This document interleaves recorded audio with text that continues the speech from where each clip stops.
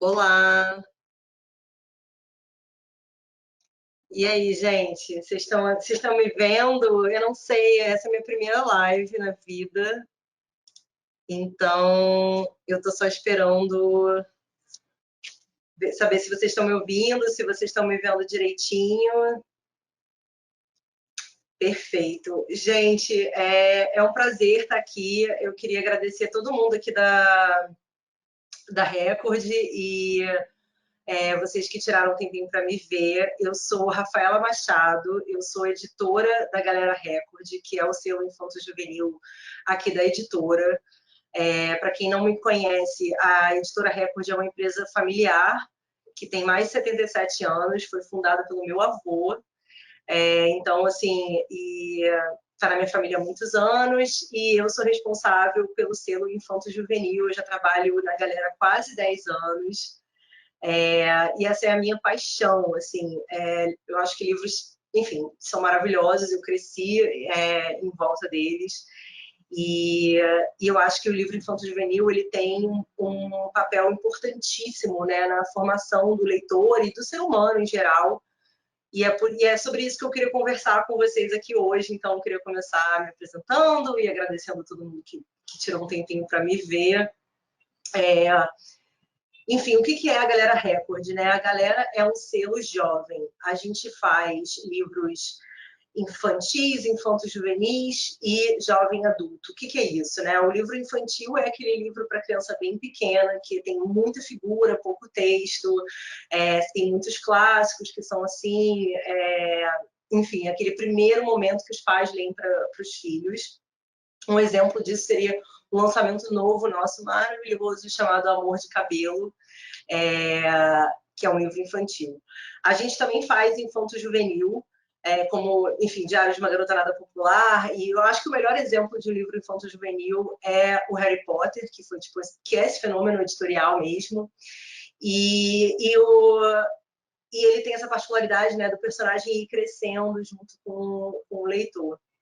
Além disso, a gente faz também muito livro jovem adulto, que seria para os leitores acima de 14 anos, como O Trono de Vidro, O Ódio que Você Semeia, O Diário da Princesa, Gossip Girl, todos esses clássicos da galera, enfim, tem vários da concorrência, como Jogos Vorazes. Não tenho problema em falar da concorrência aqui também não, porque a gente está aqui para bater um papo sobre leitura mesmo, né? E qual a importância desse gênero, né? Eu acho que o livro infanto-juvenil e jovem adulto ele é de extrema importância na formação literária de um indivíduo, né? Tipo, é nesse momento que você adquire o hábito da leitura, desde que você é pequeno até a sua adolescência, é um momento em que você vai realmente se descobrir. E eu acho que esse tipo de livro é muito importante porque aquilo que eu falei dos personagens, eles vão crescendo junto com o leitor. Peraí que eu vou tirar o meu WhatsApp, que tá aqui bombando. É, Enfim, vocês estão me escutando? Tudo certo?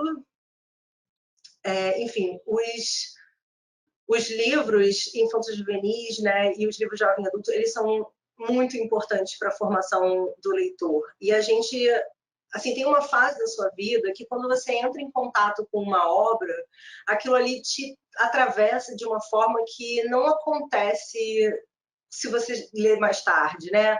Você pode ler O Apanhador do Campo de Centeio amanhã, mas assim, se você ler com 15 anos, quando sua cabeça está aberta, quando você está sentindo toda aquela inadequação da adolescência, vai ser diferente. Então, eu acho que tem um papel muito fundamental assim na formação do indivíduo, na construção de valores e, obviamente, no hábito da leitura. Por isso que eu acho que é um gênero tão importante para o mercado, porque se você não faz livro para criança, se você não faz histórias cativantes para uma criança de 10 anos, lá na frente você vai vender bem menos livro para essa criança quando ela crescer e virar um adulto, né? Então, assim, a gente é muito estratégico para as editoras e para o mercado editorial investir em livros infanto-juvenis.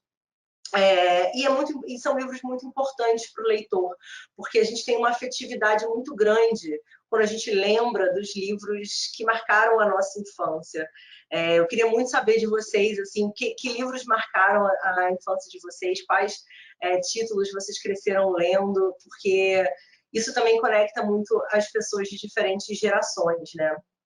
Então, assim, é um gênero de extrema importância. Quando a gente fala de livro jovem adulto, a gente fala de geralmente um protagonista adolescente que está enfrentando desafios. Você sabe, quando você começa a ler um livro young adult, que a gente fala, né, jovem adulto, você sabe que aquele protagonista da primeira página, ele não vai ser o mesmo no final da saga. Você sabe que ele vai passar por muitas transformações, por ritos de passagem, ele vai ter toda a jornada do herói dele ali. E eu acho que isso ajuda a explicar porque que em muitas pesquisas a gente descobre que, na verdade, metade dos leitores dos livros jovens, metade dos leitores de livros jovem adultos são adultos. Eles já têm mais de 30, mais de 40 anos, mas por que essas histórias são tão cativantes, né? Por que histórias juvenis são tão cativantes? Eu acho que é por isso, porque eles falam de rito de passagem, de transformação, e tudo isso é muito marca muito a nossa vida. Então fica com a gente. E eu acho que assim, você encontra nos livros, quando você é adolescente, né? Não sei o que marcou a adolescência de vocês, mas muitas vezes você encontra nos livros as palavras que você ainda não encontra em você. Então, se vocês se lembram, né? Se vocês já não são mais adolescentes, daquela sensação de inadequação que a gente tem na adolescência, de comparação com o outro, de não se sentir bom o suficiente, de ter que se provar. E o livro, ele te mostra uma outra forma de ver o mundo. Às vezes ele tem as palavras que você ainda não tem para lidar com aquela situação. E você percebe que você não está sozinho, sabe? Que, tipo, que você tem um personagem que está com você. Então, se você ler, por exemplo, Dois Garotos Se Beijando, do David Levitan, você está saindo do armário agora, você está se descobrindo gay, você não sabe o que isso significa, você tem um personagem que está vivendo aquilo, sabe? O garoto encontra garoto. Você tem um personagem que sabe o que você está passando. Então, eu acho que isso é um poder enorme que o livro jovem tem. E eu acho que é uma coisa muito incrível dos melhores livros juvenis, é você perceber que muitas vezes o personagem ele é imperfeito, né? E ele também está tentando se entender dentro da realidade dele. Ele vai cometer muitos erros e você vai ter muita raiva dele como leitor, mas você vai aprender com os erros que ele comete. A gente só tem uma vida, então a gente não tem como errar várias vezes. É bom que os livros mostram alguns erros pra gente que você fala assim, cara, eu não quero fazer igual aquele personagem, sabe? Eu vou contar pro meu crush que eu gosto dele, ou então, assim, sabe, eu vou sair pro baile com essa pessoa, tipo, eu não vou ligar para o que os outros pensam. Então, ele dá um espaço para você errar, mas também para você aprender com o erro dos seus protagonistas. Mas, assim, eu estou falando um pouco livremente aqui sobre o livro de jovem adulto, mas a gente tem que falar sobre a literatura infantil, né? Que é onde tudo começa. Que antes mesmo de você aprender a ler, esse é o contato que a gente tem com os livros. Sendo bem sincera, assim, os livros infanto-juvenis para a criança pequena, eles não vendem muito em livraria, sabe, aqui no Brasil. Tipo, eles não são o nosso carro-chefe. A gente vende muito para a escola, e eu acho que muitas vezes os pais eles delegam à escola a responsabilidade de formar os seus filhos como leitores, quando na verdade eu acho que o hábito da leitura ele nasce obviamente em casa e na literatura infantil para criança pequena. Uma coisa que acontece muito, que faz muito, muito, muito sucesso na literatura infantil são os contos de fadas, são os clássicos de contos de fada. E assim, o problema para mim, chegou a feminista para desconstruir. O problema do conto de fadas é que eles refletem os valores da época que eles foram criados, né? Então, Eles têm um enorme peso comercial, uma atratividade muito forte, tem todas as adaptações da Disney. É óbvio que as crianças amam as princesas e amam aqueles contos, mas eles são um pouco problemáticos, apesar de todo o apelo. Porque se você parar para pensar nas princesas da Disney, né, nos clássicos que as crianças amam, você tem a Pequena Sereia, que ela abre mão da própria voz e da própria arte, né, que ela ama cantar, para se tornar quem ela não é, para poder casar com o príncipe. Ela se mutila completamente para poder estar naquela relação. E assim, tô falando isso, mas obviamente eu era muito fã da Pequena Sereia, né, quando eu era criança, mas é problemático. A mesma coisa a Bela e a Fera. A Bela e a Fera nada mais é do que uma passada de pano aí na Síndrome do Estocolmo, porque ela é uma mulher culta que tem muitas ambições e ela é sequestrada por um monstro e ela aprende a ver o lado positivo desse monstro. Então você às vezes fica muito naquela questão, poxa, mas é o que meu filho quer ler, é o que as crianças querem. Então qual é o papel, né, do editor infanto-juvenil para mudar um pouco esse cenário, né? Para você, existem formas e você tem que encontrar novas formas de contar essas mesmas histórias e ressignificar esses valores. Lá na Galera, a gente tem uma série que eu sou apaixonada, e eu tenho certeza que tem algumas pessoas ouvindo aí que também amam, que é o Era Uma Vez, que é uma série grande, assim, são vários livros curtinhos, e cada livro tem uma história de uma princesa ou um clássico de conto de fadas, mas com um final totalmente diferente. Assim, nenhum dos livros, o final é a princesa casar com o príncipe. Em todos os livros, a princesa acaba descobrindo um talento ou uma vontade, e ela muda aquela história. Então, você tem todos os elementos que as crianças amam, tem aquele conto de fadas, tem os vestidos, tem o baile, tem o príncipe, mas o ponto do livro é diferente. Né? Você não tem esse ângulo de, pô, você não precisa mudar quem você é, Ariel, você é perfeita do jeito que você é.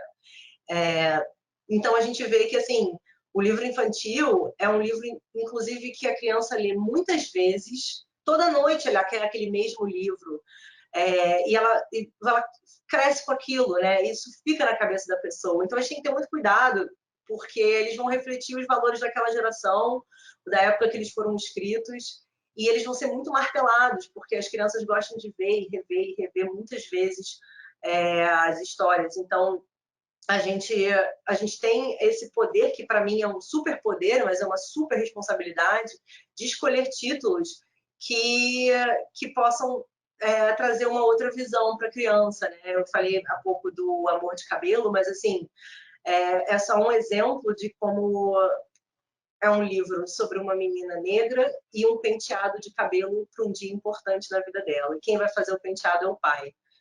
Cara, esse livro, assim, eu tenho 35 anos, e assim, esse livro não existia quando eu estava crescendo, né? Então a gente está pautando agora os valores que a gente quer que as crianças das próximas gerações reproduzam. E eu acho muito legal que tem mais variedade, eu acho muito legal que a gente está tocando nesse tema da representatividade e da aceitação. Por exemplo, esse O Amor de Cabelo, ele também ele foi um curta que foi premiado, né, no Oscar, ele ganhou o Oscar de melhor animação, e ele é completamente empoderador. E assim, eu tô com muitas esperanças, ele tá em pré-venda agora na Amazon, meninos, eu tô com muita esperança, porque assim, você vê, o Brasil é um país de maioria negra e é o país campeão em alisamento capilar. Tem 2 anos só que o Google revelou que as pesquisas no Google por cabelo crespo, pela primeira vez, foram maiores do que as pesquisas sobre alisamento e escova progressiva. Então, assim, a gente está vendo um movimento de mulheres de 20, 30, 40 anos pela primeira vez assumindo e aceitando o cabelo cacheado, o cabelo crespo. Agora, você imagina você crescer com uma história dessas, você crescer com uma protagonista assim, e você nem passar pelo momento de se odiar, você vai direto para o momento em que você já se acha incrível, né? Então, acho que o livro infantil, ele tem um peso enorme, e eu acho que muitas vezes no mercado brasileiro a gente faz muito livro para venda escolar, para venda para o governo, e ele não é um livro expressivo de vendas em livraria, mas ele é extremamente importante. É claro que seu filho também quer ler Peppa, sabe? E eu acho importante que a gente também publique Peppa. Acho que tem que ter de tudo. Mas é um livro muito sensível. E a gente está vendo agora um bando de livros, não só da Record, a gente tem O Pequeno Príncipe Preto, tem muitos livros ressignificando valores, e isso é muito importante, assim. Quando eu conto para as pessoas que eu faço livro infantil, infanto-juvenil, muita gente fala para mim assim, Rafa, como é que eu faço para o meu filho ler? Meu filho não gosta de ler. É muito curioso isso. E a primeira coisa que eu digo para todo mundo é que, assim, gente, as crianças, elas são muito macacos de imitação. Tipo, eu não sei se vocês têm contato com criança na família de vocês, mas, assim, as crianças já nascem sabendo usar um smartphone, elas já nascem com mais seguidores no Instagram do que a gente, sabe? E elas imitam a gente, muito, elas imitam os pais. Então, uma criança que cresceu numa casa em que os pais estão lendo é uma criança que ela vai ter vontade de ser uma leitora, sabe? Eu cresci, obviamente, tive muito privilégio de crescer numa casa de editores de livros, de uma família de editores, então, às vezes, eu estava pentelhando e era assim, não, só um minutinho que seu pai está lendo. E aí eu queria ler também, porque era super chique, porque era um momento assim que ninguém pode pedir nada para você porque você está lendo. Então, eu acho que esse exemplo de você ver os seus pais lendo é o primeiro passo, né? Porque muita gente fala isso, mas assim, meu filho não gosta de ler. Mas o brasileiro médio, ele compra 2 livros por ano. E eu nem sei se ele lê esses livros que ele compra. Então, acho que a gente primeiro precisa fazer essa investigação interior na gente, né? E por que a gente não lê muito hoje em dia? E passar a ler mais, porque isso é um exemplo para os nossos filhos. E outra dica que eu dou para incentivar a leitura é você ter esse momento de ler para o seu filho, né? Um momento de ler de noite, de ler uma história, é uma tradição, é um tempo que você passa junto. E é muito legal porque nesse momento que a criança passa a se alfabetizar e ela passa a escolher os próprios livros que ela quer ler, ela já tem esse hábito, ela já associou a leitura a uma coisa positiva, que é você lendo com ela de noite, né? Que é um momento lúdico, um momento só de vocês, e vai ser um momento só dela. Porque quando você tem lá os seus 8 anos, 9 anos, e você está lendo, sei lá o que você está lendo, se é Harry Potter, se é o Diário de uma Garotada Popular, sabe? Você está lendo aquilo ali e é um momento só seu, sabe? É um ritual que você cria só para você. Eu não sei como são os rituais de vocês, assim, eu estava lembrando antes de fazer essa live, fiquei super nervosa, né? Tô muito nervosa para fazer essa live. Mas eu estava lembrando que a minha tradiçãozinha, eu ganhava, sei lá, R$ 5 de mesada, que era uma grana na minha época. Eu ia na banca de jornal, eu comprava R$ 3 em bala, Big Ball, e eu comprava, tipo, revistinha Turma da Mônica, e eu ia para casa ler, e eu consumia aquilo ali em 10 minutos, assim, os Big Balls e as revistinhas, e era um momento só meu. E a minha mãe podia me deixar de castigo, cortar a minha internet, me proibir de ver meus amigos, ou enfim, até hoje em dia, assim, você pode estar em quarentena, mas se você tem um livro e você tem aquele seu momento, você pode escapar para qualquer lugar do mundo, né? Então, você ensinar o seu filho a ter esse prazer com a leitura, abrir o livro, cheirar o livro, é uma coisa que vai ficar para sempre, assim. Então, é muito, muito importante, assim. Eu queria muito saber de vocês quais livros marcaram a infância de vocês. Né? Eu estava falando de livro infantil. O meu livro infantil favorito, quando eu era criança, era A Pequena Vendedora de Fósforos. Eu não sei se vocês conhecem esse livro, ele é tristíssimo. Ele é um livro sobre uma menina muito pobre na noite de Natal, num clima frio, e ela tenta entrar na casa das pessoas para pedir uma comida, um abrigo. Ninguém abre a porta para ela e ela morre no final. Mas eu amava essa história, a pessoa que tem ascendente em câncer, né? Eu amava essa história e eu chorava todas as vezes. Todo dia a minha mãe ia, todo dia eu chorava. Muitas vezes ela tinha que mudar o final do livro para eu não chorar. Mas assim, para você ver, é um livro que ficou comigo, sabe? Até hoje eu me lembro desse livro, eu queria até comprar ele de novo, porque ele marcou muito a minha infância, assim. E Então, assim, é isso, são esses momentos com os nossos pais, sabe? E é um livro, mal bem, assim, esse livro é de antigamente, mas ele passa um valor muito importante, que é o valor da compaixão, de você se preocupar com os menos favorecidos, né? No final a menina morre, eu dando spoiler aí do livro de 35 anos atrás.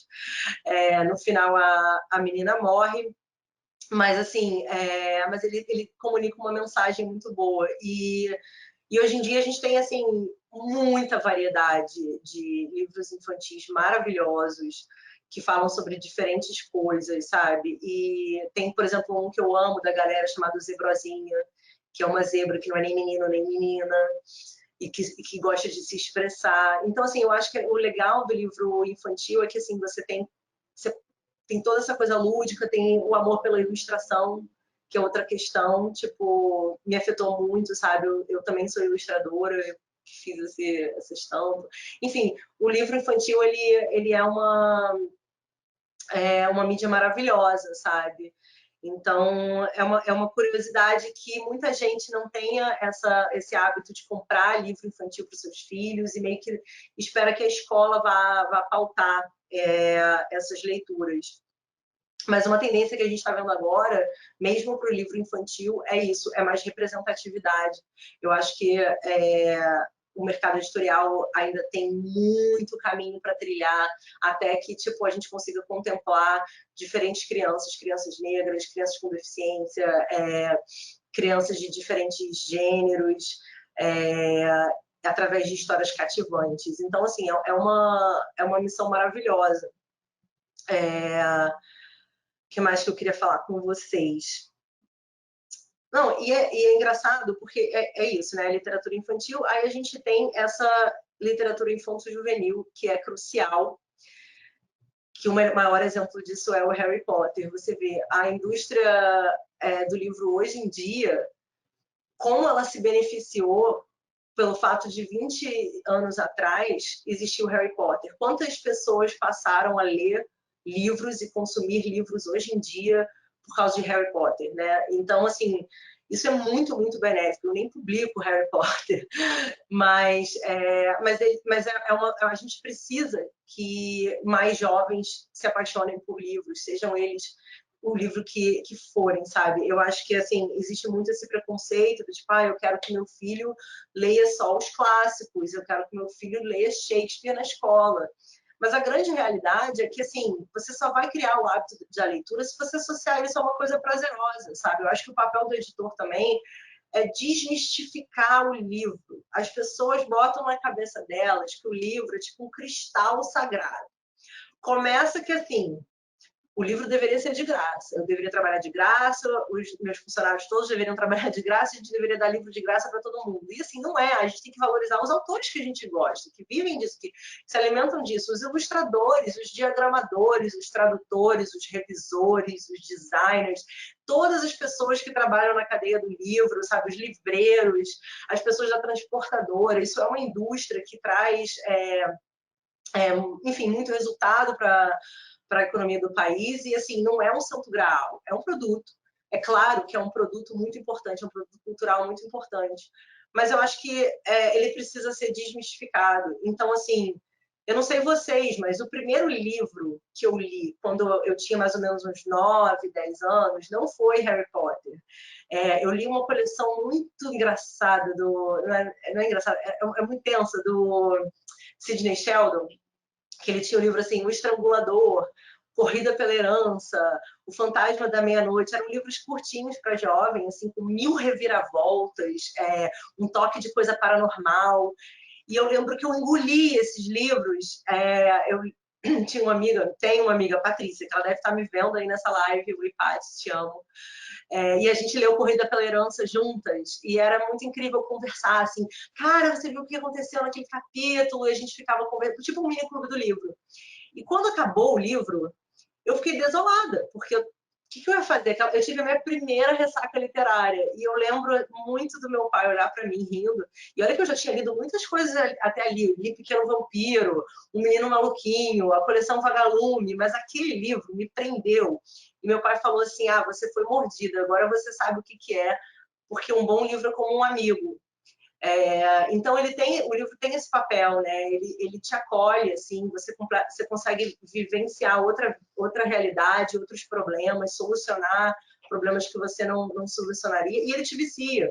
Então não precisa ser um clássico, sabe? Depois eu li Dostoiévski, mas assim, aos 9 anos eu li esse livro. Aí depois, com 12, eu li a biografia do Leonardo DiCaprio, porque ele foi o meu primeiro crush.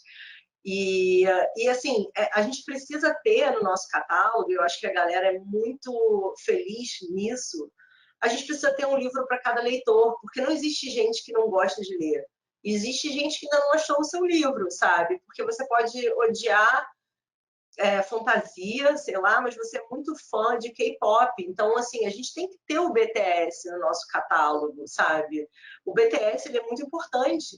Da mesma forma que a gente tem que ter o livro do Minecraft e o livro do Fortnite, que é para aquele menino que, assim, cara, de repente ele nunca gostou de livro nenhum, mas ele chegou nesse livro, ele leu esse livro até o final, e ele teve uma boa experiência e ele conseguiu. Aí é ali que você começa a ter o hábito de leitura. Nem todo mundo que vai ler Minecraft vai chegar em Nietzsche. E tudo bem, sabe? Eu acho que a gente também tem que entender que, assim, só de alguém conseguir ler uma reportagem e entender, ou ler um comentário e entender, isso já tá raro, isso já é uma coisa rara, né? Tem muita gente que não consegue compreender texto, sabe? Então, assim, você gostar de um livro, você se apaixonar por um livro, ajuda a construir seu pensamento cognitivo, ajuda você a ter um pensamento crítico e fazer juízo de valor, do tipo, esse livro é melhor do que o outro, tipo, é muito tóxico, né? Porque, assim, você precisa do BTS, você precisa do Assassin's Creed. Eu lembro que uma vez eu fui participar de uma mesa redonda numa feira literária, tem uns 10 anos isso, foi na época que o Assassin's Creed estourou aqui no Brasil, os livros estouraram, muita gente começou a ler, e a gente recebia muitos e-mails da galera falando assim, esse foi o primeiro livro que eu li até o final, eu amei, é maravilhoso. E para quem não conhece, Assassin's Creed é um livro que é baseado num jogo de videogame que se passa em vários períodos históricos. E, na verdade, o livro teve muita pesquisa histórica, ele é super historicamente correto. E aí eu lembro que alguém me criticou, não me criticou, mas assim, falou assim, mas não é muito violento esse livro? Tipo, por que esse jovem... Peraí. Por que esse jovem não está lendo outra coisa, sabe? Não está lendo Monteiro Lobato, ou sei lá, qual outra coisa. É verdade, assim, que bom que esse jovem está lendo, sabe? E eu falei para essa pessoa, você conhece a série? Porque, assim, a série levou muita pesquisa histórica, assim como a construção do game levou muita pesquisa histórica. Então, às vezes, a gente tem um preconceito, sabe, sobre certos títulos, sobre certos livros. Felipe Neto, nem é livro. Livro de colorir, o que é isso? Gente, só de você ter uma pessoa comprando e lendo um livro, isso é uma vitória, sabe? Tipo, a gente tem que entender também que as livrarias são espaços muito elitistas. Não é todo mundo que se sente à vontade entrando numa livraria. Tem gente que não sabe nem por onde começar, sabe? Que não teve uma educação formal, que se sente que aquele não é o espaço dele. Então, se essa pessoa que nunca leu, nunca entrou numa livraria, entrou na livraria para comprar um livro de colorir, de repente ela vai voltar. De repente ela viu outra coisa nessa livraria que ela pensou, talvez eu queira ler isso. Então, a gente precisa parar com esse julgamento que a gente faz sobre diferentes tipos de livros, esses livros mais comerciais. Inclusive, assim, uma editora como a Record, né, que a gente publica de tudo mesmo. Assim, a gente precisa dos livros comerciais, sabe? É por causa do BTS e do Minecraft que a gente também publica Paulo Freire e a gente também publica Graciliano Ramos e Camus. Então, assim, a gente tem que atender todos os públicos e é a receita do faturamento de um mega seller desse que você, que é mega leitor, pode achar, gente, esse livro é um lixo, mas ele é um livro, ele está alimentando o mercado, ele está dando emprego aí para várias pessoas e ele está fazendo com que alguém comece a ler. Eu comecei a ler Sidney Sheldon, a biografia do Leonardo DiCaprio, depois eu li Harry Potter, depois eu li várias outras coisas, enfim. Então você vai se descobrindo nesses gêneros, né? Eu acho que ter esse preconceito é muito ruim. E falando em preconceito, existe outro preconceito muito comum nessa indústria, que é o jovem não lê. Nossa, como eu escuto isso. Gente, eu escuto isso direto. Assim, qualquer lugar. Se você fala que você é editor de livro jovem, as pessoas vão falar, nossa, mas deve ser muito difícil, né? Porque jovem não lê. E essa é uma grande mentira. Assim, eu queria falar para vocês que a gente tem números, né? A gente tem números nas nossas redes sociais e em várias pesquisas. E quem movimenta o mercado editorial, quem mais compra e lê livro, são jovens de 16 a 40 anos, em sua maioria mulheres. Então, assim, e para quem não acredita, eu gosto sempre de contar a história da Bienal de 2014, que foi a Bienal que a Cassandra Clare veio ao Brasil. Eu lembro que a Bienal, tadinha, era a Bienal de São Paulo, naquela época, a gente falou com eles, olha, a gente precisa de um segurança para ela, a gente vai precisar de um separador de fila, a gente vai precisar de várias coisas. Eles assim, não, a gente está acostumado a lidar com autor. Eu falei assim, não, isso não é um autor, é uma estrela, é um mega autor. E 5.000 pessoas invadiram a Bienal. Eu levei um tapa na cara de uma mãe de um adolescente, de verdade, nesse dia, porque a fila era enorme e porque ela só ia autografar 500 livros e tinham 5.000 pessoas ali. E aí alguém diz para mim que jovem não lê. Cadê? Quem é fã da Cassandra que comenta?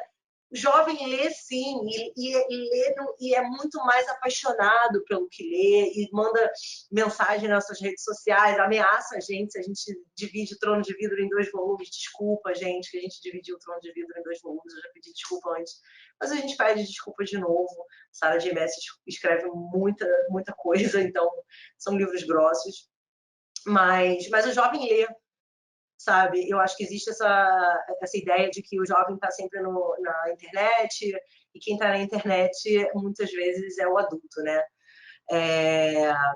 E falando em preconceito, eu estou vendo aqui uma dúvida da Débora, que ela falou assim, por que apesar de dar muito lucro, encantar muita gente, a literatura infanto-juvenil, jovem e adulto, ainda é considerada menor? E se eu acredito que isso vai mudar? Gente, existe muito preconceito literário com livro jovem. Assim, muito. 50% das pessoas que compram livros jovens têm mais de 20 e poucos anos e são adultos. E essas pessoas também sentem muito preconceito. Assim, elas se sentem muito julgadas por gostarem desses livros. E eu acho que a gente tem que conversar sobre isso mesmo, porque assim, o livro jovem, ele é um livro que, por exemplo, eu pego um livro de fantasia. O livro de fantasia tem intriga política, tem autoritarismo, tem abuso de poder, tem magia, abusos de poder e magia, tem revolução de povos oprimidos, tem golpe de Estado, tem intriga palaciana, tem tudo que você encontra no G1, na Folha de São Paulo, mas com uma outra roupagem.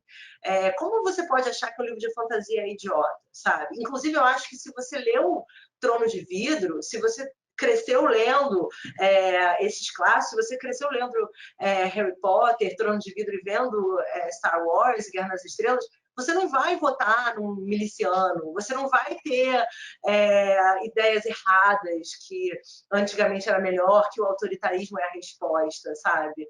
Você vai começar a perceber o poder subversivo, no melhor sentido, né, do livro jovem.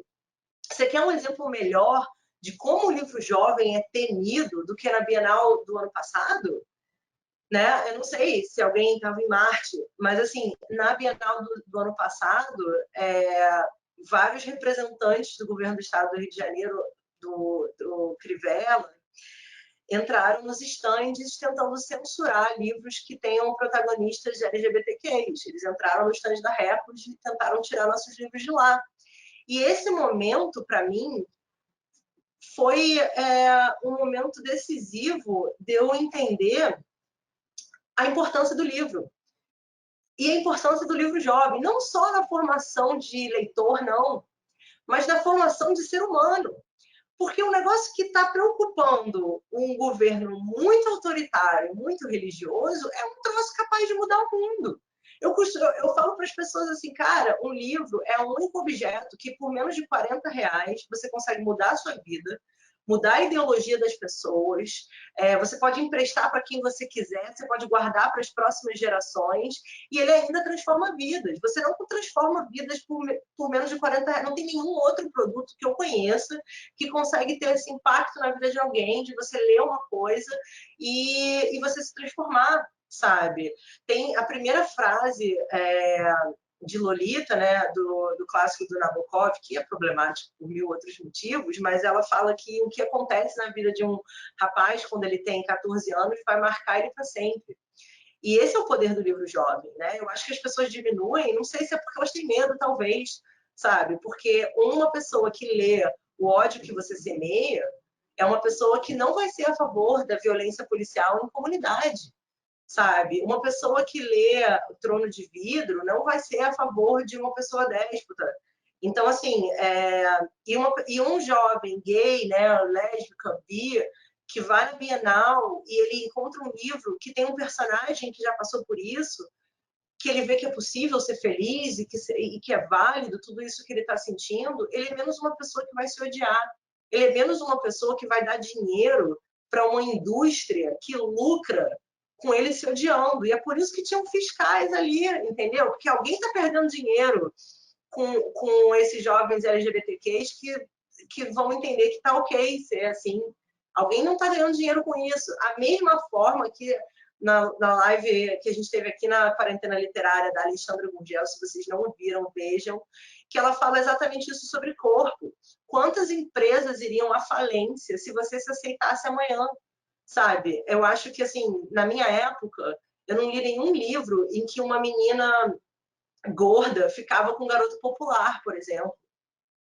Então, assim, a literatura, ela tem a capacidade de mudar o que você acredita ser possível, sabe? Se você vê um protagonista conseguindo alguma coisa e ele se parece com você, isso pode transformar a sua vida, isso transforma a sociedade. E na Bienal a gente viu muito isso, a gente viu como a ignorância tem medo dos livros, tem medo do conhecimento. É por isso que teve o Mais Livros, Menos Armas, né? As pessoas sabem que o livro é uma arma poderosíssima. E especialmente o livro jovem. Então, assim, eu não sei, é meio teoria da conspiração. Por que será que as pessoas tratam como literatura menor? Eu acho que elas se sentem intimidadas também, né? E eu acho que teve uma época aí em que o livro jovem estava vendendo muito, que todos os best-sellers eram livros para jovens. E aí a gente teve também, assim, muito autor de livro adulto escrevendo livro com protagonista jovem para ver se dava certo. E não dá certo. Aí teve o quê? Uma saturação, muito livro muito livro ruim, assim, na verdade. Porque o que torna um livro jovem bom? Primeiro, o que eu acho você ir atrás da autenticidade, sabe? Então, assim, você falar sobre um assunto que você conhece, sabe? Tipo, você viveu aquilo. Então, por que o David Levitan escreveu Todo Dia, que inclusive é um livro muito profundo, está em dissertação de mestrado e doutorado das pessoas. Um trecho desse livro eu li nos meus votos do meu casamento. Assim, é um livro super, super importante, belamente...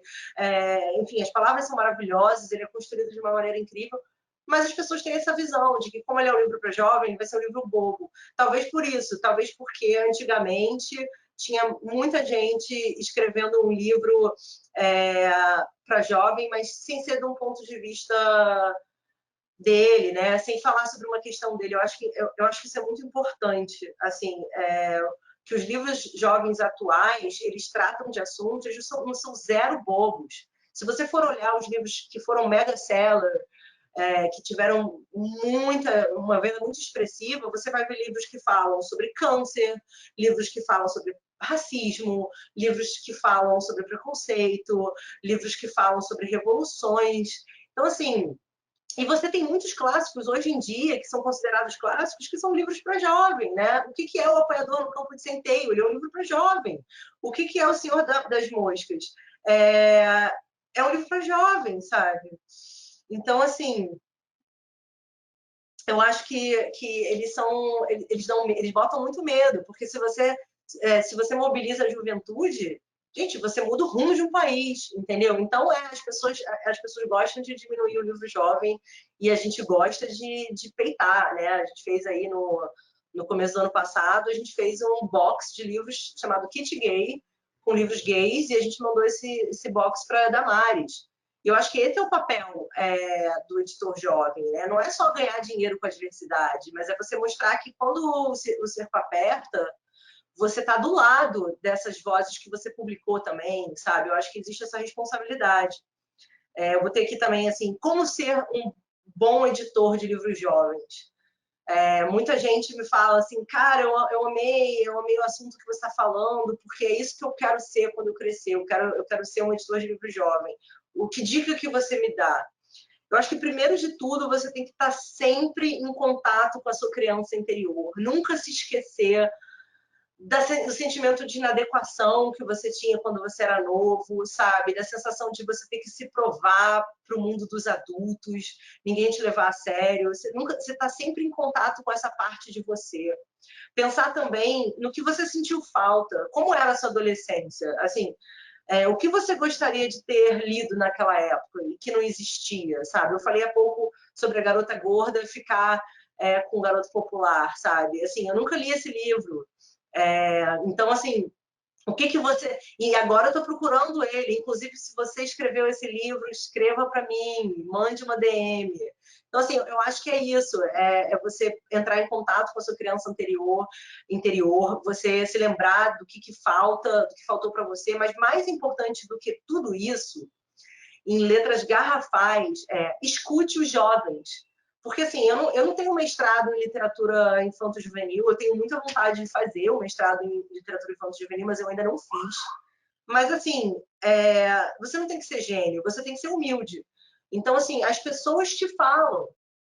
Cara, eu amo K-pop, o jovem vai sempre te falar, sabe? Então, entra em contato com as pessoas. A gente teve um sucesso estrondoso na galera no ano passado, que foi um livro autopublicado, foi publicado lá no Wattpad, por uma escritora baiana lésbica, e o livro se chama O Amor Não É Óbvio. Esse livro teve mais de 500 mil leitores no Wattpad, e esses leitores foram no Instagram da galera e comentaram, publica, por favor, publica, O Amor Não É Óbvio.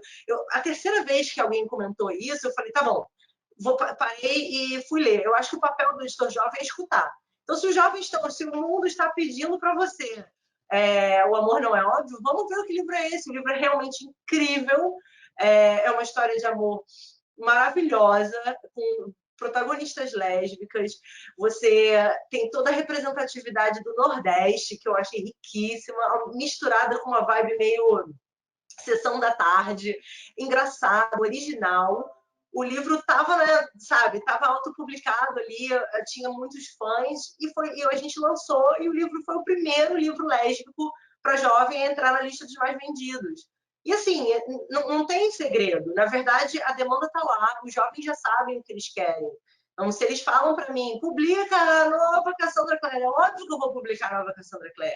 É óbvio que vai ter mais Sarah J. Maas, vai ter o box, calma, gente, que vai ter o box do Trono de Vidro. Mas, assim, é isso, é você escutar o jovem, sabe? E você entender a importância desses livros, de você ter um livro para os gamers de League of Legends, sabe? Porque são pessoas que, assim, de repente esse vai ser o primeiro livro que essa pessoa vai ler. Eu estou vendo agora as perguntas, meus amores, porque, ó, eu fiz várias anotações aqui, que eu nunca fiz uma live na minha vida, então eu tive pesadelos, que eu não ia saber quem eu era. Aí eu anotei, aí agora eu vou ler as perguntas que vocês estão me fazendo, que vocês são muito maravilhosos. A Ana me perguntou, você acha que os livros têm um poder didático de ensinar certas questões, ajudar a lidar com algumas problemáticas? Caraca, com certeza, Ana, com certeza. É o que eu falei um pouco antes. A gente não tem tempo de vida suficiente para errar, porque a gente aprende com erro. A gente não consegue errar tanto assim, porque a gente tem uma vida só. Então é bom que a gente aprende com os erros dos personagens. eu falo assim, cara, eu não vou fazer igual a Edra Nor fez no Amor Não É Óbvio, eu vou engolir o meu orgulho e eu vou falar. Ou então o contrário, sabe? Os acertos, tipo, poxa, eu vou acertar, eu vou fazer como a Star, eu vou subir nesse palanque, eu vou falar sobre essa injustiça. Poxa, eu, no alto do meu privilégio, eu aprendi muito com a Andy Thomas, com o ódio que você semeia, com um livro que é sobre uma vivência negra, né? Ou então, por exemplo, eu li o Eu, Mamãe e Eu, da Maya Angelou. Cara, são tantas questões que eu acho que o branco nem para pensar, sabe? Tipo, então tem tanto aprendizado que você pode colher de um livro. E o melhor de tudo é que você não sente que o autor está te enfiando aquilo goela abaixo, sabe? O autor está deixando os personagens fazerem várias coisas erradas, você fica querendo gritar e bater naquele personagem, e você aprende com o erro dele, você aprende com como o entorno dele muda, ou vence uma questão de preconceito. Você lendo, a gente vai publicar daqui a pouco o Querido Ex, você vê uma relação abusiva acontecendo e você fala, caramba, de repente aquilo que eu passei na escola foi uma relação abusiva. Então, assim, você tem referência de outros mundos, né? Que quando você é jovem, assim, você só tem a sua vida e a vida dos seus pais e o que eles te passam, e isso é muito restrito. Então, eu acho que sim, com certeza você consegue ensinar muita coisa e você ensina a lidar com muita coisa. Aliás, falando em ensinar a lidar,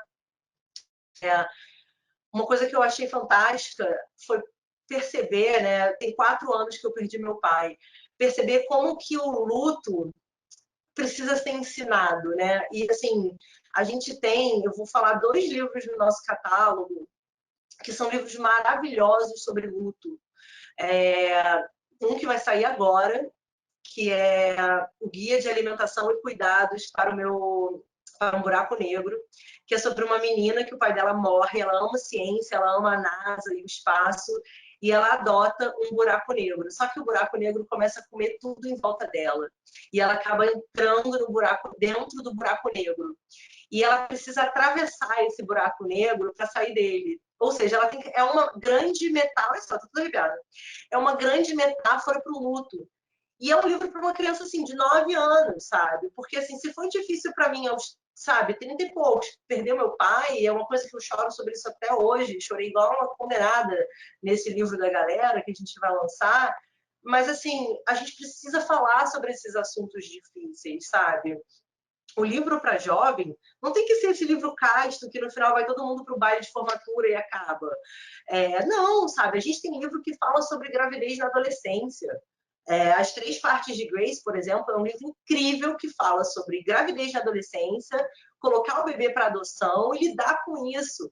Porque eu acho que quando você é jovem, você não tem um manual de instrução para o mundo. E os livros vão te dar, às vezes, as ferramentas, as palavras, as vivências para você elaborar essa sensação de inadequação e falar, cara, a Grace passou por isso nesse livro, sabe? Tipo, você não está sozinho. Então, eu acho que isso tem uma força enorme. Deixa eu ver aqui mais perguntas. Como você vê a relação da literatura erudita e a literatura de massa? A Regiane me perguntou. Olha, eu vejo muito essa divisão. Eu vejo que as pessoas têm muito preconceito com a literatura de massa. Eu falei que eu sou de uma família de editores, né? A Record foi fundada pelo meu avô. Tem uma entrevista maravilhosa que meu avô deu para a TV, que ele fala assim: eu fui criticado muitas vezes aqui na Record por tratar livro como sabonete, fazer marketing como se fosse sabonete. Mas eu queria dizer uma coisa: a indústria do sabonete está muito lá na frente da indústria editorial em termos de marketing. A gente tem mesmo que aprender com a indústria do sabonete. Então, isso, é desmistificar, sabe? A gente não precisa. Os livros de autoajuda, por exemplo, são muito criticados. Ai, não, porque isso aqui é lixo, sei lá, isso aqui é um manual para ter uma vida perfeita. E assim, cara, como a Luísa, que trabalha comigo, estava falando, o livro ele é basicamente, às vezes, assim, Nietzsche mastigadinho, Sartre mastigadinho para você. E nem todo mundo quer ler esses livros mais eruditos, nem todo mundo vai ler Humberto Eco. Mas se tem um livro de autoajuda que vai te dar essa mensagem, sabe? Nem todo mundo vai ler o Mito da Beleza, mas talvez algumas pessoas leiam Pare de Se Odiar, da Chanda, e vai entender a mensagem. Óbvio que é um pouco diferente, cada livro tem a sua mensagem, mas existe espaço na estante, existe espaço na livraria, e existe espaço no mercado para todos esses livros. Assim, eu não vejo como, tipo, a pessoa que lê Tronos de Vidro, sabe, ela não vai ler Dostoiévski, assim, não tem absolutamente nada a ver. Então, é muito importante a gente quebrar esse preconceito literário, sabe? Como você encontra o que será tendência entre os adolescentes, levando em consideração que os livros demoram muitos meses até chegarem nas livrarias? Talvez o que esteja fazendo sucesso hoje não seja mesmo daqui a um ano. Isso é um problema. Não existe uma fórmula secreta. Eu acho que escutar os adolescentes e os jovens é a melhor coisa. Você ver séries adolescentes, assim, eu sou uma pessoa que eu sempre fui um pouco criticada por ser infantil, e aí eu decidi trabalhar na galera e capitalizar na minha imaturidade. Então, assim, eu acho que você ser imaturo é muito bom, porque você vê o que a Marvel tá fazendo, você tá acompanhando aí Riverdale, você sabe o que o jovem gosta, sabe? E é uma aposta. Às vezes, nesse um ano, aquela tendência vai morrer. Ou se você vai fazer um livro de influenciador, às vezes, no tempo que demora para esse livro ser escrito, esse influenciador vai ser cancelado na internet, sabe?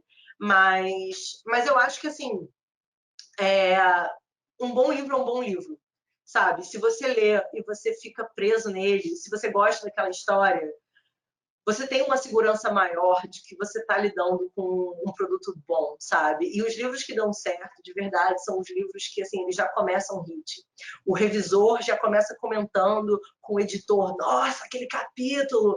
E aí, pô, a galera do marketing não quer esperar o livro ficar pronto, pede o PDF para começar a ler, e o livro já nasce sendo bem sucedido. Então, assim, quando acontece isso, você sabe que você está fazendo um sucesso, e é um tiro no escuro, assim, mas também tem um outro lado disso, que é você ir atrás de livros que já existem, que foram publicados de forma independente, ou por uma editora pequena, ou eles foram autopublicados no Wattpad, na Amazon, e já tem muitos fãs, e já tem muitos leitores, ou ele tem a ver com algum assunto que está todo mundo falando, como, por exemplo, o livro da Bel Rodrigues, o 13 Segundos, ele fala sobre revenge porn, sobre pegar uma foto íntima, um nude e vazar.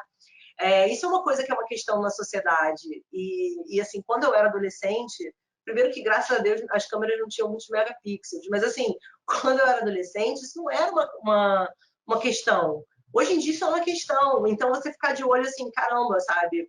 Ver séries adolescentes, ver Eufória, ver e consumir conteúdo jovem é a primeira coisa, porque se você não se identifica com esse universo, se você não foi muito fã, sim, de alguma coisa, você não sabe como funciona. E realmente, se você quer ser editora, assim, sei lá, ver qual é a sua, ver se você gosta de não ficção, ou de thriller, ou de vários outros gêneros que também são muito legais, mas que não são tão sensíveis ao passar do tempo, né? A Adriana pergunta: os leitores jovens são muito participativos, principalmente nas redes.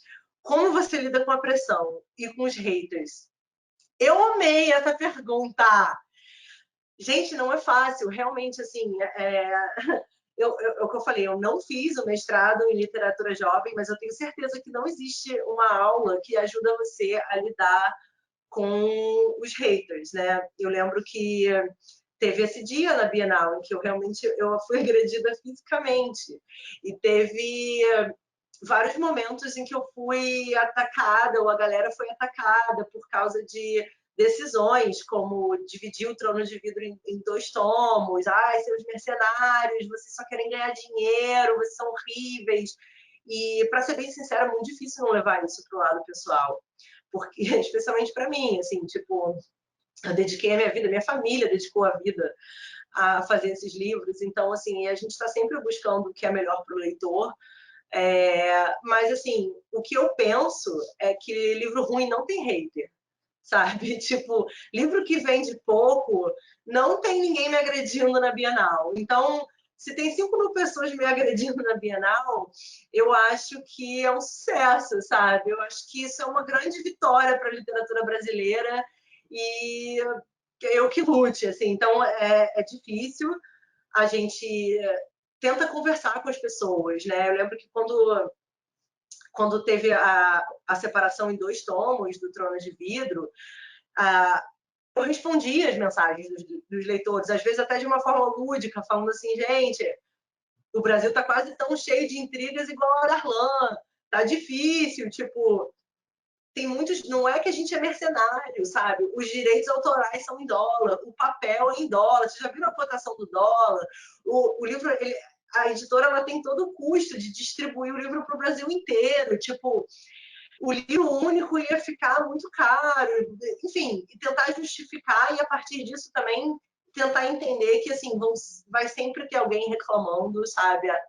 Até Jesus teve hater, então eu acho que o hater, isso é uma coisa que eu acho até que é um bom tema, porque é um tema dessa nova geração, é um tema da internet. As pessoas, todo dia elas são canceladas na internet, depois volta. Então, a gente entender esse hype, né, é muito difícil. E muitas vezes você, como eu, é um jovem profissional, você está tentando acertar, e aí você vê alguém fazer um tweet maldoso, sabe? Tipo, sobre uma história que você publicou, tipo, ai, por que essa autora, sei lá, uma autora como a Cassandra Clare, é uma autora hétero, que é casada com um homem, mas por que ela põe um protagonista gay? Gente, porque é isso, é mais um livro que tem um protagonista gay. Eu não acho que a pessoa que tá escrevendo, ela necessariamente tem que ser gay para escrever um livro com um personagem gay, mas é claro que ela não pode se colocar no lugar de eu sei como é que é essa experiência, eu sei como é que é ser negra, eu sei como é que é ser gay. Ela tem que fazer uma pesquisa, ela tem que conversar com pessoas, com minorias. E mais importante ainda, o fato da Cassandra Clare colocar um casal gay no livro dela não tira, pelo menos para mim, enquanto editora, a vaga de um outro livro que vai sim ser escrito por um gay e que vai sim tratar esse assunto com propriedade. Eu acho que tem 2 coisas aí que são diferentes. Óbvio, você quer ter representatividade e você quer ter uma pessoa que tenha lugar de fala falando sobre isso. Mas, da mesma forma que eu posso fazer um personagem louro e eu, como vocês podem ver, não sou biologicamente loura, qual o problema da fulana ser negra? Se o livro não for sobre racismo, né? Se o livro não for sobre como é difícil ser negro, se o livro for sobre uma história de amor, poxa, por que não botar um protagonista que alguém vai poder se identificar, sabe? Eu acho que, às vezes, as pessoas que estão lutando pelas mesmas coisas, elas começam a se atacar. E aí eu fico pensando assim, pô, se a resposta é só fazer livro hétero ou só fazer livro branco, eu não vou acatar essa treta, sabe? Tipo, essa não pode ser a resposta. A resposta vai ter mais gente hétero escrevendo livros diversos e vai ter muito mais gente de outras minorias fazendo esses livros e sendo publicados como destaque pela editora, com certeza. Vamos para outra pergunta. Gente, estou amando. A Tânia pergunta, você acha que o preço de um livro no Brasil é muito alto? Isso deve dificultar bastante a leitura dos jovens e crianças. Então, isso é uma coisa que a gente escuta sempre. Desde que eu era criança, as pessoas falam que o livro é muito caro, mas eu acho que o que acontece é que a nossa percepção do objeto livro é errada. Tipo, a gente acha ok, não todo mundo, né? Mas tem muita gente que acha ok gastar 3 mil reais num iPhone. Você acha que aquele produto vale esse valor, né? Muita gente acha que uma calça jeans vale 300 reais. Se você for pensar no cinema, sabe? Tipo, numa ida ao cinema, com pipoca, com tudo mais, com meio de transporte, você vai chegar no valor do livro, né? Sendo que o cinema é uma experiência que ela vai acabar ali. Se você quiser ver esse mesmo filme de novo, você vai ter que gastar aquilo de novo. O livro você vai pagar aquilo ali uma vez. O preço médio do livro no Brasil, ele é 40 reais, mais ou menos. Eu não acho que é um preço muito caro, mas a gente sofre muita dificuldade em aumentar o preço do livro ou enfim, muito ataque sobre o preço do livro. Mas tem muitas coisas que as pessoas não sabem. As pessoas não sabem que se esse livro foi escrito por um autor americano, a gente pagou um adiantamento de royalties em dólar. O dólar está 6 vezes o real, então a gente tem todo esse passivo para recuperar. A gente pagou um tradutor, um revisor, um funcionário que liberou esse copydesk, uma outra releitura, teve um diagramador que fez essa diagramação, teve um designer que fez essa capa, teve uma equipe de marketing que fez essa campanha, teve uma equipe do comercial que trabalhou essas vendas, teve uma transportadora que levou esse livro para o Brasil inteiro. E aí tem um livreiro que vai expor esse livro na loja dele, ele tem que pagar o aluguel da loja dele, ele tem que pagar os funcionários da loja dele, e o quanto que vai ficar para a editora no final das contas é muito pouco.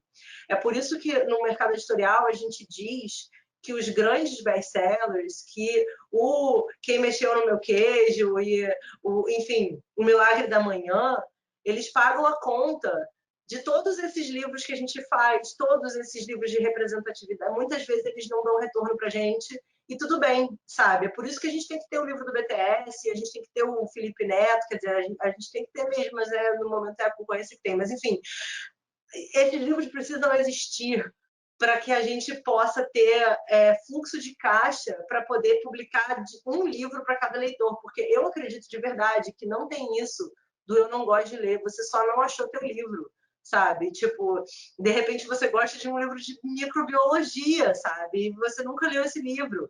De repente você é muito apaixonado por história e aí você tem que ler, sabe? Um livro sobre história. Ou sei lá, cara, você só gosta muito de League of Legends, então você tem que ler o livro do League of Legends. Mas dizer que você não gosta de ler é igual você dizer não gosta de comida. Não gosto de comida nenhuma, odeio todas as comidas. Mentira! Se tem um lanchinho para cada pessoa, tem um livro para cada pessoa, sabe? Tipo, é isso. Eu acho que tem um livro para cada um e eu acho que essa questão do preço do livro ela é bem problemática, porque a gente não valoriza o livro, sabe? Tem outras culturas que valorizam o livro, que dão livro de presente. Você começa a perceber que a gente não acha que o livro vale muito, sabe? Tipo, quanto custa um batom? Um batom custa a mesma coisa de um livro, sabe?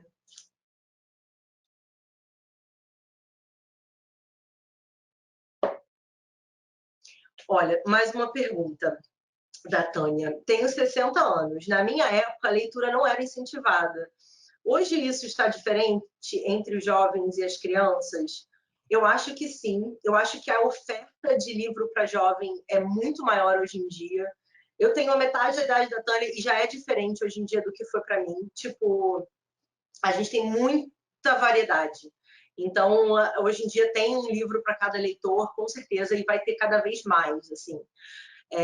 Eu acho que antigamente as pessoas também tinham medo do poder revolucionário dos livros e elas ainda têm. Então, eu acho que a gente tem que desconfiar daqueles livros que os pastores não querem que a gente leia. Para mim, assim, quando eu era adolescente, o maior incentivo não querem que você leia esse livro.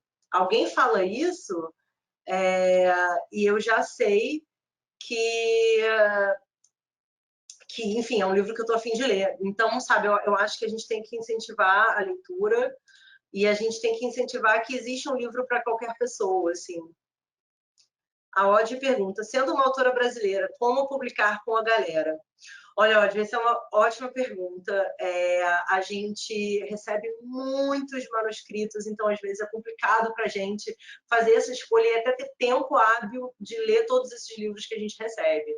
A minha dica para você é continuar criando, é se autopublicar, construir uma base de leitores sua, sabe? Porque quando você chega para a gente com um livro que já tem leitores, que já foi testado, você tem muito mais chance, sabe? Então, eu acho que assim, não desiste, continue escrevendo, vá para eventos literários, vai para os lançamentos de livro, conheça as pessoas que trabalham com a gente, troca ideia com os editores, com o pessoal do marketing, porque assim, são essas as pessoas do mercado. Então, se você está lá, se você acompanha, infelizmente, geralmente é muito Rio-São Paulo isso, se você for de outro estado fica mais complicado, mas mesmo assim, volta e meia tem evento literário, esteja nesses eventos, apoie outros autores nacionais, adote um autor nacional para você, alguém que tenha sido publicado, sabe? Essa pessoa pode te dar muitas dicas.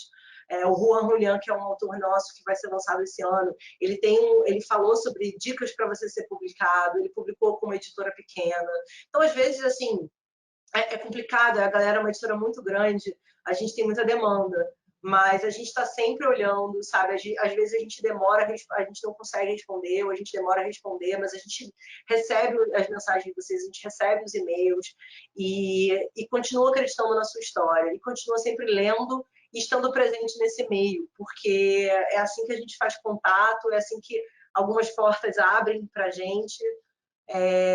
E assim, uma boa notícia para você é que com toda essa crise, com tudo que está acontecendo, cada vez mais o autor nacional é fundamental para o nosso catálogo. A gente quer investir mais no autor nacional. Então, valoriza, vai para o evento daquele autor nacional que você gosta.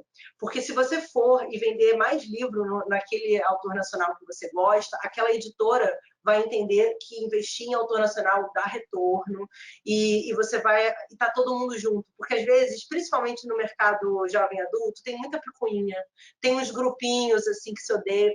Cara, a gente está no mesmo barco, sabe? A gente está num país em que as pessoas não valorizam o livro, né? Então, assim, vá para os eventos literários, apoie os autores nacionais, conheça as pessoas da editora, se autopublique, tenta ter um outro caminho é você ter um agente literário, mas você tem que ver o que faz sentido para você. Se você gosta se você é um leitor, se você faz resenha de livro, se você tem um booktube, você tem visualização, a editora vai ter mais chances de querer te ouvir porque você já vem com esse público. É muito difícil construir uma demanda para um livro, né? Tipo assim, então o autor que ele já tem essa demanda, ele está na frente, especialmente o autor jovem. Se você for olhar, a Rai Tavares, maravilhosa, é autora do 12 Signos de Valentina e Confidências de uma Ex-Popular e um monte de outros livros autopublicados que ela testa em diferentes outras plataformas. E foi nessa de se autopublicar que ela acabou sendo descoberta pela galera.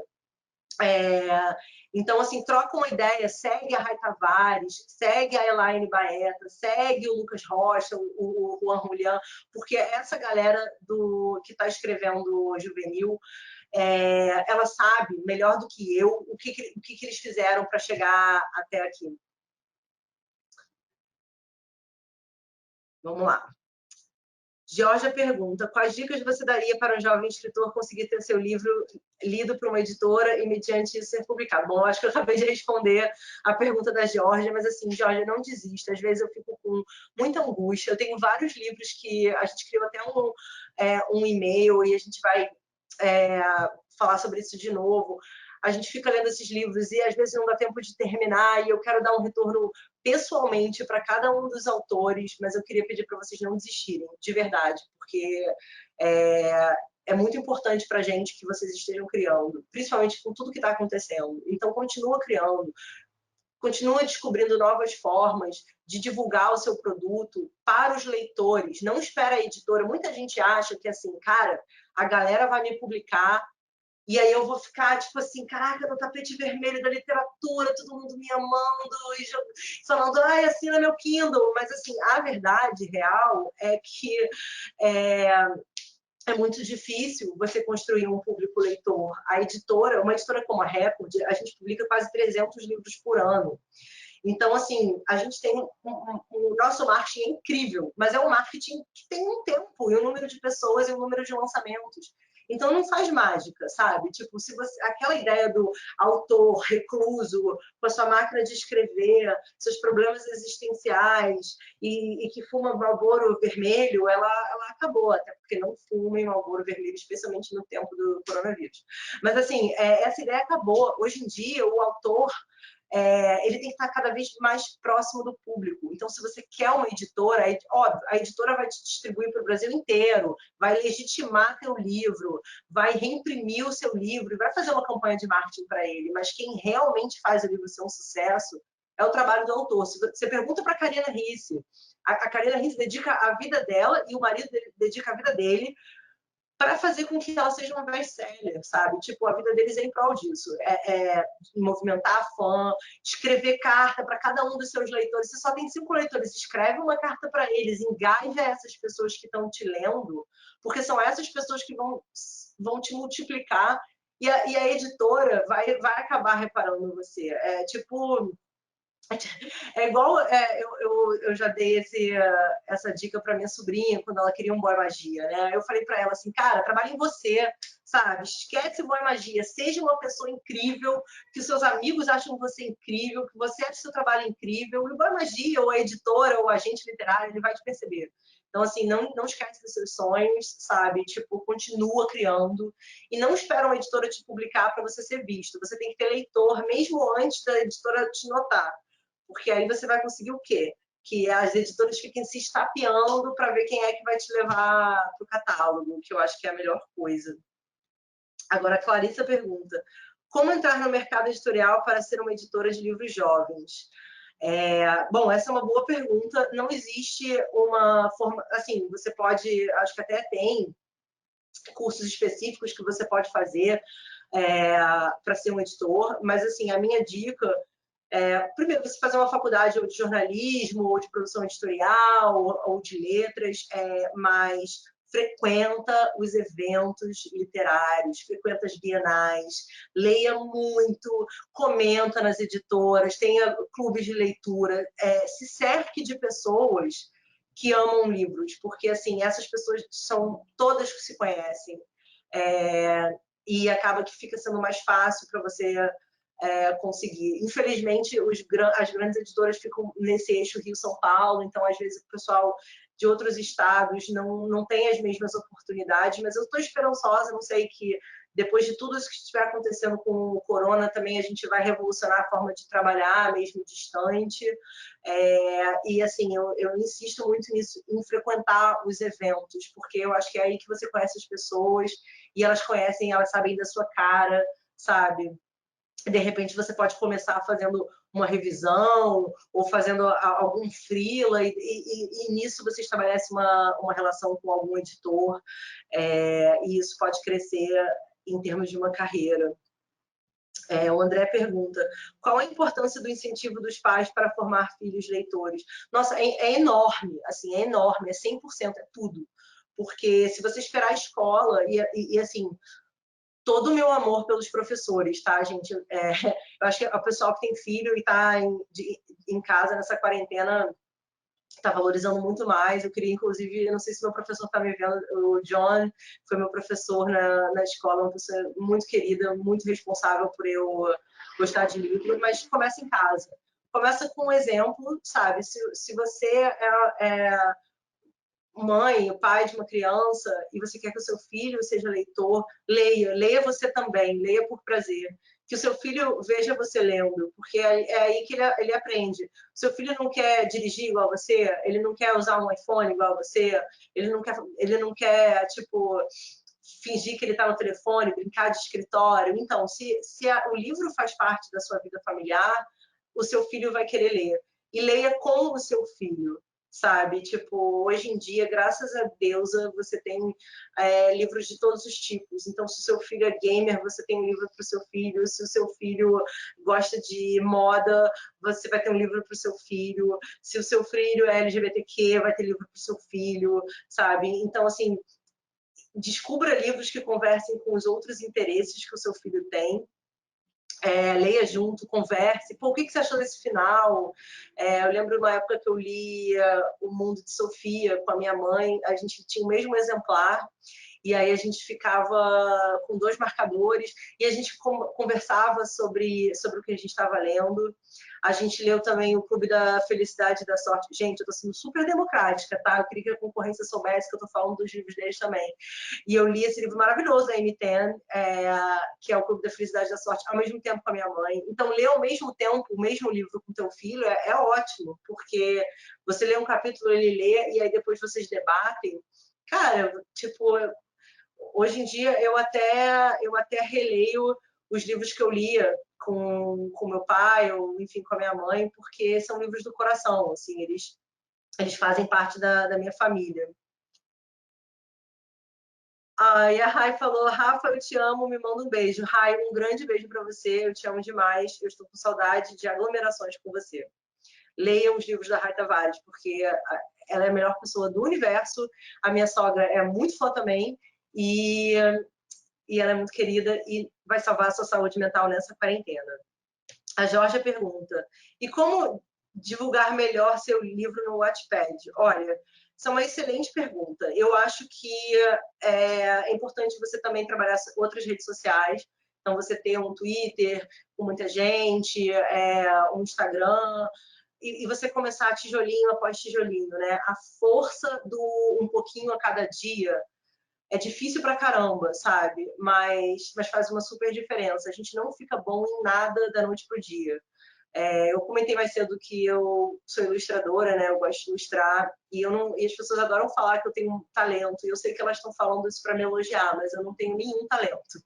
Tudo que eu sei, eu aprendi porque eu tive professores e porque eu pratiquei um pouco a cada dia. Então, mesmo que no começo o seu Instagram literário não tenha muitos seguidores, mesmo que no começo o seu YouTube não tenha muitos viewers, você continua, faz um pouquinho todo dia, porque quem faz um pouquinho todo dia tem, sabe, um corpo de trabalho maciço no final, sabe? Tipo, eu, por exemplo, eu ilustro há 10 anos e hoje em dia eu consigo fazer coisas que eu nunca achei que eu fosse conseguir fazer. Eu olho meus desenhos antigamente e eu acho que eles eram muito toscos. Eu estou usando esse exemplo do desenho porque, né, eu tive muita sorte, eu nasci numa família de editores, então eu não vou comparar minha carreira editorial com, enfim, fica meio privilégio. Mas, assim, por exemplo, ninguém na minha família desenha, então foi uma coisa que eu fui construindo. Então, eu acho que, assim, você não tenha medo de divulgar seu livro, porque isso é uma coisa que me irrita profundamente. Tem muito autor já consagrado, com contrato assinado, que tem o livro na livraria, que não faz story.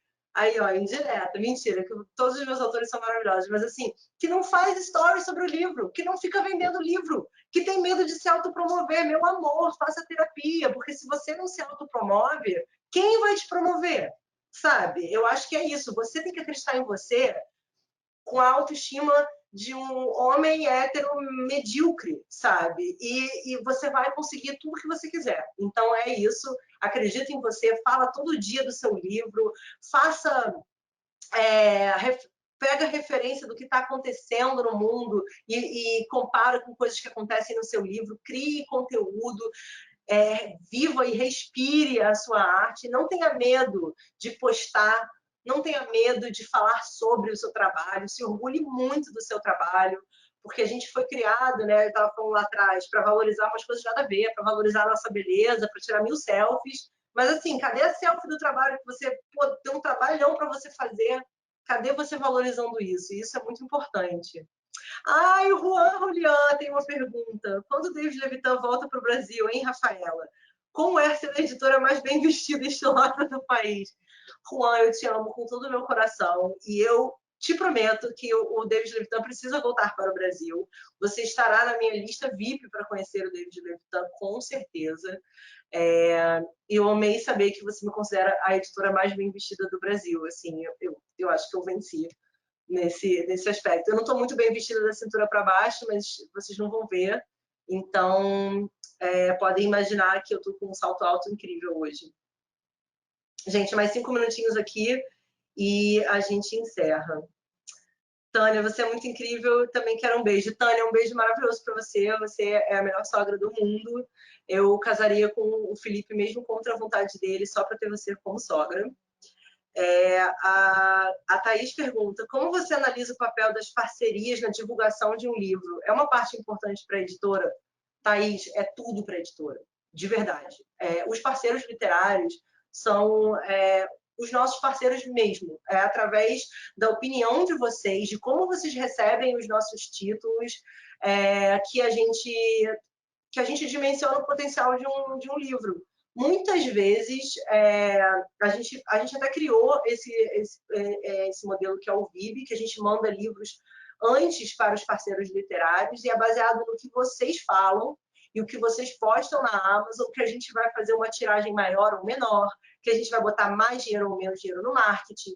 Os parceiros literários têm uma importância fundamental, porque vocês conhecem o nosso catálogo, vocês conhecem o catálogo da concorrência, vocês têm as preferências de vocês e a gente quer vocês cada vez mais perto da gente, porque isso é o que eu considero você ser um bom editor e, na verdade, é você ser um bom profissional, é você ter humildade.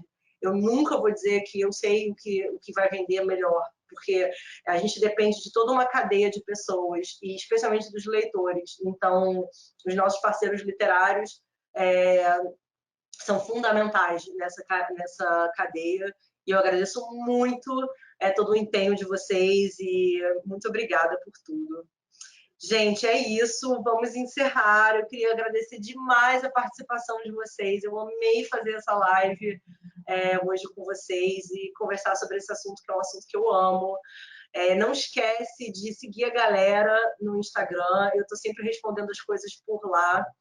E olhando os comentários de vocês e sempre ansiosa para saber o que vocês pensam dos livros. Marca a gente quando vocês fazem stories de livro, porque eu pessoalmente vejo todas as marcações da galera e eu estou muito feliz que a gente está construindo juntos esse catálogo que é um catálogo que eu me orgulho muito e que traz muita representatividade e um espaço na estante de vocês. Então, muito obrigada. Fiquem em casa, continuem lendo e a gente se vê nas histórias que a gente lê e que a gente publica. Um beijo bem grande. Eu não sei parar essa live. Tchau, gente.